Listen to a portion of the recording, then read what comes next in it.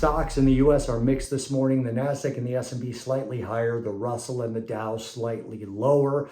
On the yield curve, the front end is a little bit higher and the back end is unchanged. 2-year, 5-year up 3, 10-year, 30-year unchanged. A little bit of a flattening of the yield curve. Fed speakers yesterday pointed out uncertainty in monetary policy caused by uncertainty in fiscal policy.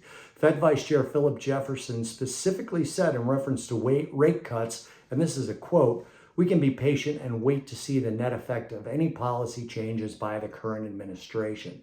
This morning, German factory orders were much higher than expected. Jobless claims in the U.S. were worse than expected, and unit labor costs in the U.S. were higher than last month, but not as bad as expectations. Productivity growth in the U.S.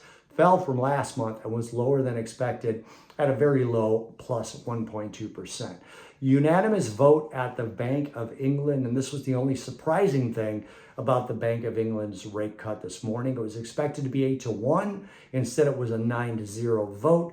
They cut rates by 25 basis points, and that's actually allowing the dollar to be a little bit higher. It's best against the British pound right now, but not enough to help commodities, with the three metals, gold, silver, and copper, lower, and we've got crude oil basically unchanged. U.S. Nonfarm payrolls will come out tomorrow. Expectations are for an addition of 170,000 jobs, an unchanged unemployment rate of 4.1%, and weekly wages are expected to drop slightly. Later today, we have Fed Governor Christopher Waller speaking, as well as the first public interview for new Treasury Secretary Scott Bessent. I believe that's going to be on Bloomberg.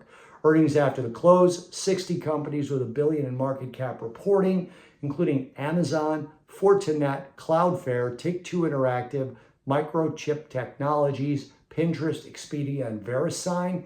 Tomorrow, before the opening, there's going to be another 12 companies with $1 billion or more in market cap reporting, including Fortive Corp, Plains Holdings, Aventor, and Newell Brands. Tonight, we have a second speech from Bank of England Governor Andrew Bailey, as well as a speech from Bank of Canada Governor Tiff Macklem. Tomorrow, the payrolls data I already mentioned, but we also get U.S. Michigan consumer sentiment and inflation expectations data.